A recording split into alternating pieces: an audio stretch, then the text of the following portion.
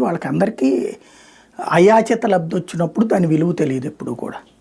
ఇప్పుడు కష్టపడ్డటువంటి ఒక కార్యకర్తకు ఒక పదవి ఇచ్చినప్పుడు నేను ఇంతకాలం కష్టపడ్డాను కాబట్టి నాకు ఈ పదవి వచ్చిందని ఫీల్ అవుతాడు.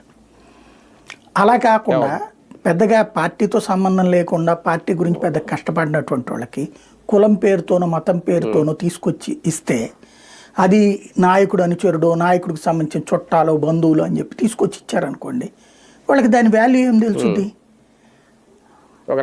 అంతే కదా. దాని మూలంగా ఏమైపోతుంది, అట్లాంటి వాళ్ళకి దాంట్లో ప్యాకేజీలు మాట్లాడుకుంటున్నారు. నా పదవి వదులుకుంటే నేను అవతల ఉన్నటువంటి దాంట్లో తీసుకునేటట్టు డబ్బుల పరంగానో లేకపోతే కనుక భయంతోనో ఇట్లాంటిది ఏదో ఒకటి జరుగుతున్నటువంటి ప్రక్రియ.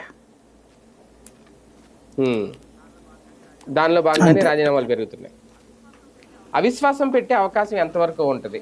ఆల్రెడీ అంటే మన పొలిట్ బ్యూరోలో ఏదో మాట్లాడుకున్నారు అనేది చైర్మన్ మీద కొయ్య మోషన్ రాజు ఈయన రాజీనామాలు ఆమోదించట్లేదు అనే విషయంలో అవిశ్వాసం పెడితే ఏం చేస్తారు? మేబీ ఇంకొక 5-6 నెలలు ఇంకొక 10 మంది కోసం వెతుకుతున్నారు.